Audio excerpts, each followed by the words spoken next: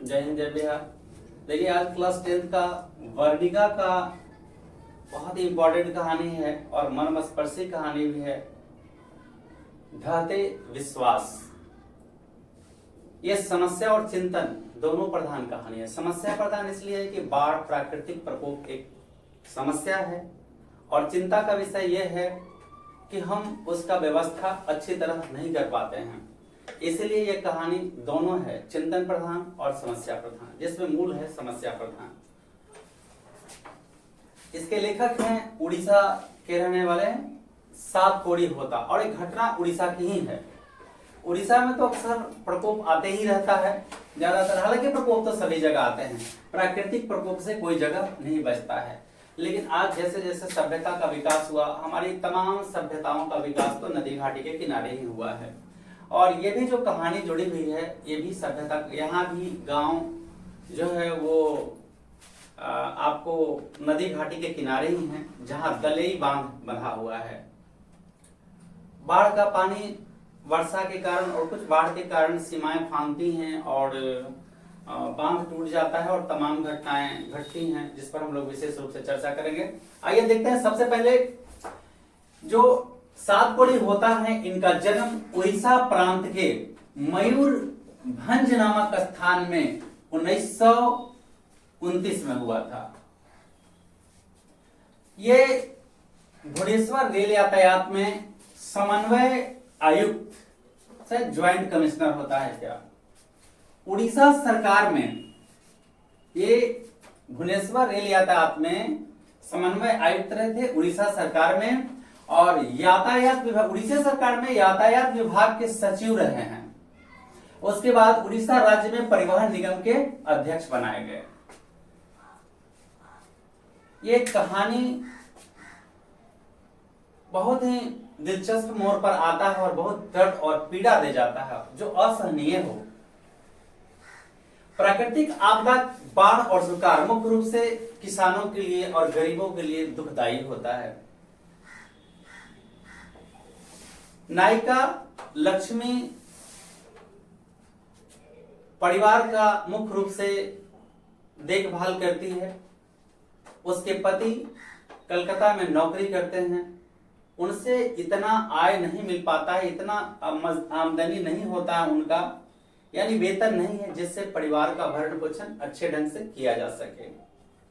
तो जो कुछ भी पैसे उन्हें कलकत्ता में मिलते हैं वो घर भेजते हैं, परिवार चलता है, लेकिन पूरी तरह नहीं चल पाता है, जिसके कारण लक्ष्मी वहां के जो तहसीलदार थे उनके यहाँ वो काम करती थी, जिससे पैसे मिलते थे तो मिला जुला के परिवार का भरण पोषण हो जाता था। 1 बीघा जमीन भी था लक्ष्मी के पास, लेकिन वो कर्ज लेकर के, उधार हल लेकर के फसल तो रोप देती थी, परंतु सुखाड़ कर गया तो सब खत्म, बीज जल जाते थे धान के। यही बाढ़ आने के समय भी यही हुआ था। बाढ़ की भयावह स्थिति लक्ष्मी जब ब्याह के आई थी तो 1955 में दलई बांध टूटा था, जिसकी पीड़ा वेदना वो समझ चुकी थी। ठीक ये 28 साल बाद ये कहानी फिर से बाढ़ की दोहराई जा रही है और यहाँ पे उसके पति भी साथ नहीं है, वो अकेले घर में है। किसी तरह से कर्ज लेकर के वो घर की मरम्मत करवा रखी थी, लेकिन अब जब बाढ़ का प्रचंड रूप आएगा तो क्या स्थिति लेकर आएगा, आइए थोड़ी देखते हैं। प्राकृतिक आपदा, बाढ़ के कारण जैसे कोई भी आपदा आता है तो हम भगवान के भरोसे रहते, भगवान मेरी रक्षा करेगा, भगवान। देखिए मैं नास्तिक नहीं हूं, मैं भी आस्तिक हूं, लेकिन भगवान उसी की सहायता करते हैं जो अपनी सहायता खुद करता है। आप विद्यार्थी हैं, मेहनत करें, परमात्मा का काम है और आपके मन मस्तिष्क को शुद्ध रखना। परमात्मा हमें कमा के नहीं खिला देंगे, मेरा काम नहीं कर देंगे, परीक्षा में कॉपी नहीं लिख देंगे। जिस तरह से वर्षा की बूंदों को हम इकट्ठा भविष्य के लिए करते हैं, उसी तरह से अपने भविष्य के लिए हर कुछ संजोगे, सोचें और समझें, तभी हम प्राकृतिक संतुलन के साथ बने रहेंगे। बांध बनाने के क्रम में पत्थर से दबकर शहीद हो गए थे। उनका बाद लक्ष्मी का शादी हुआ था। सारे लड़के, वर्षा जल बढ़ने के कारण बाढ़ भी था, वर्षा रुक नहीं रही थी, इस तरह से उसका प्रचंड रूप बढ़ता चला जा रहा था। गांव का एक लड़का गुणनिधि कटक में रहता था, वो वापस आ गया था। वो सारे लोगों को, लड़कों का एक युवा दल एकत्रित किया था, उसका नाम है स्वेच्छा दल।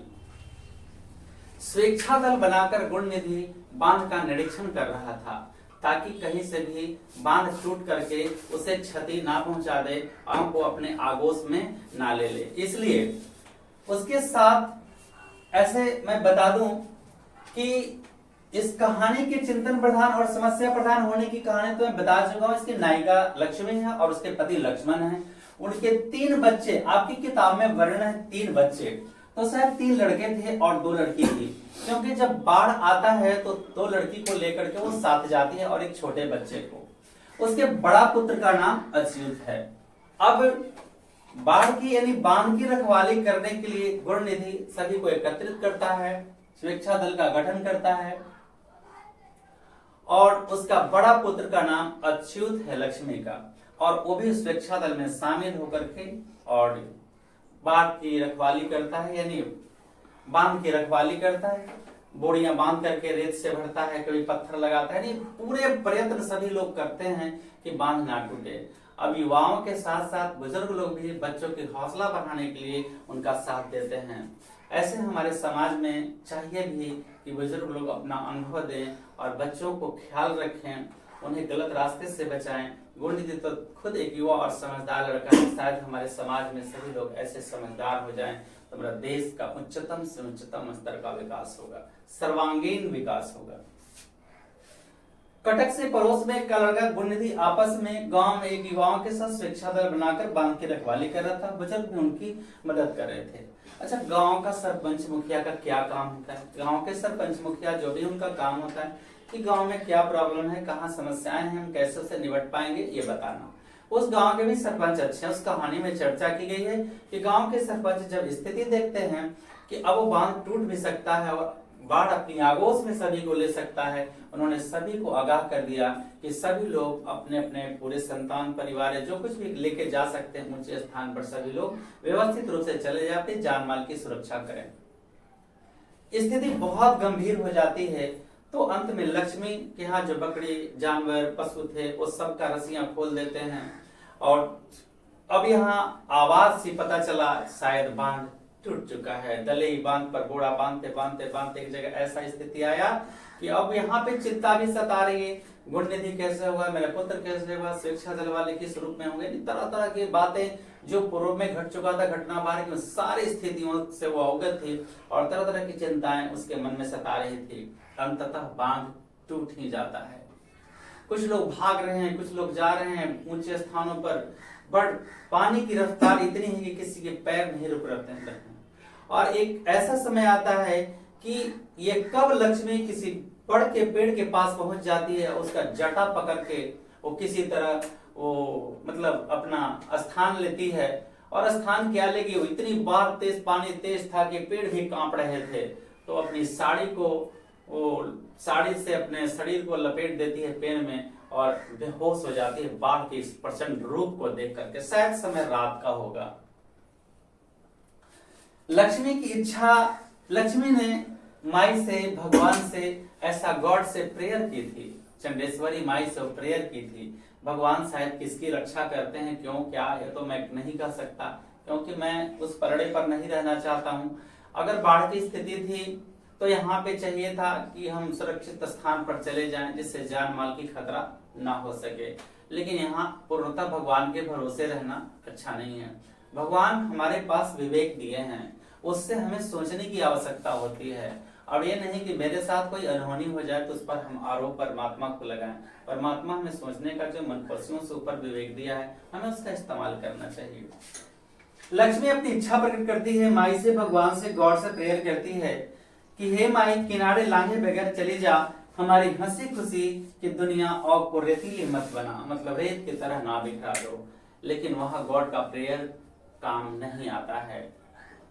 जो भी कहें ऐसा तो नहीं कह सकते कि प्रेयर काम नहीं आता। स्थिति गंभीर हो तो हमें समस्या का निदान करना चाहिए। अगर हम पे कोई वार कर रहा है तो हमें बचना चाहिए। यह नहीं कि हम भगवान भरोसे भगवान आएंगे और मुझे रोक लेंगे। भगवान ने मेरे अंदर इच्छाएं दी है और अंदर जो शक्ति दी है, हमारे मन में दो तरह के होते हैं, ठीक है, दो तरह के भाव, एक होता है चेतन और एक होता है अचेतन।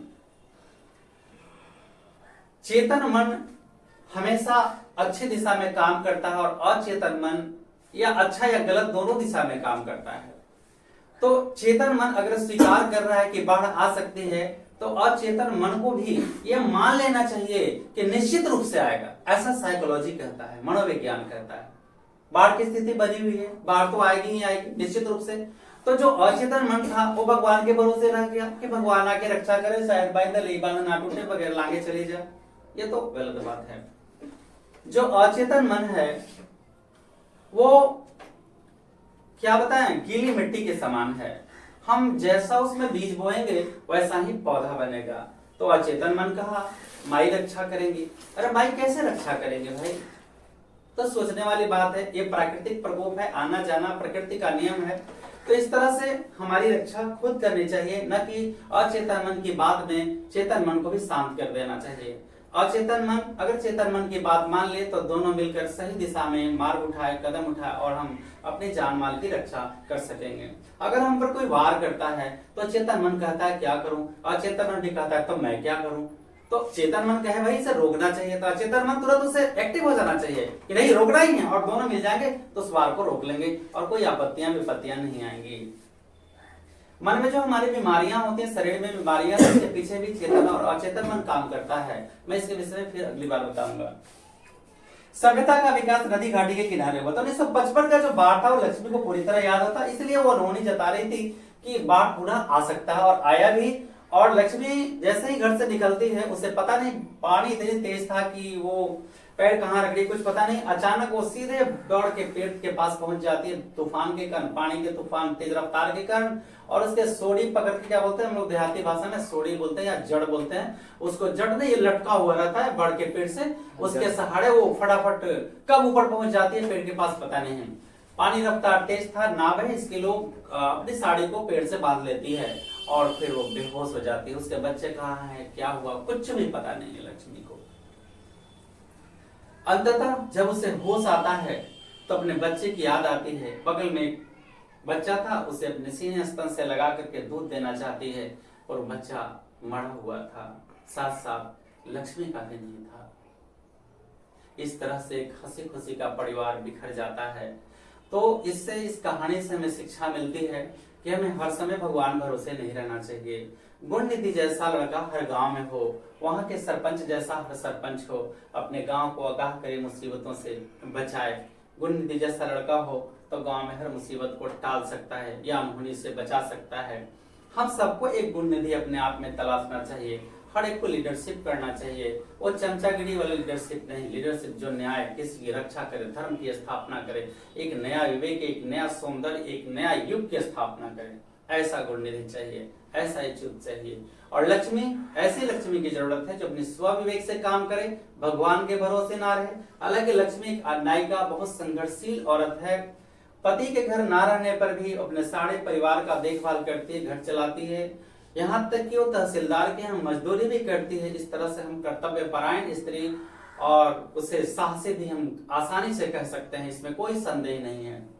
तो भारतीय नारी अक्सर कर्तव्य परायण, धर्मनिष्ठ और पति के मुख्य लक्ष्य के कदमों पर चलने वाली होती है। वो कभी अपने पथ से विचलित नहीं होती है। ये हमारे भारतीय नारियों का सबसे बड़ा गहना है, उत्तम विचार, कर्म, धर्मनिष्ठ। तो आज हम देख रहे हैं इस कहानी से सबसे बड़ा जो सीख मिला है, ये बात देखना बहुत जरूरी है कि आज उसके बच्चे बिछड़ गए, क्यों? अपनी हम रक्षा कर सकते थे। तो कुछ नास्तिक लोग भगवान पे भरोसा नहीं करें कि ऐसा होता है तो भगवान कहाँ है, ऐसा होता है तो भगवान कहाँ है। नहीं, परमात्मा हर जगह विराजमान है। वो हमें स्व विवेक जगाने की जरूरत कहता है, चेतन अचेतन मन को साथ लेकर चलने की आज हमें आवश्यकता, और हम हर कष्ट से निपटारा, छुटकारा पा सकते हैं और हम स्वस्थ जीवन, अच्छा जीवन व्यतीत कर सकते हैं। यहाँ एक गरीब की मनोदशा दिखाई गई है कि गरीब किस तरह से अपनी जिंदगी में संघर्ष करता है, कैसे परिस्थितियों से, मुसीबतों से लड़ता है, साथ साथ प्राकृतिक प्रकोप भी उसे कैसे दंड देते हैं। तो इस तरह से हमें लगता है कि हम अपने बच्चों को अगर उच्चतम विकास करें, अच्छी शिक्षा प्रदान करें, तो विवेक होगा, स्वविवेक से किसी चीज का हम न्याय और फैसला करेंगे और हम समस्या का समाधान कर सकते हैं। आज सरकार इसके लिए पहल कर रही है, हर जगह बाढ़ के सुरक्षा के लिए बांध बनाए जा रहे हैं, पहले से सूचना दी जाती है ताकि हम लोग अपनी जान माल की अब रक्षा कर सकते हैं। अब ऐसा लगभग नहीं के बराबर होता है, लेकिन कुछ लोग जो अड़े होते हैं, नास्तिक प्रवृत्ति के लोग, जहाँ के तहाँ रह जाते हैं, परिणाम एक लक्ष्मी की तरह ही निकलता है और निकलता रहेगा। इसलिए हम आप सबसे विनती करेंगे कि ऐसी जहाँ कहीं भी प्राकृतिक प्रकोप की आशंका हो, आप अपने आप को सुरक्षित स्थान पर ले जाएं। जय हिंद, जय बिहार।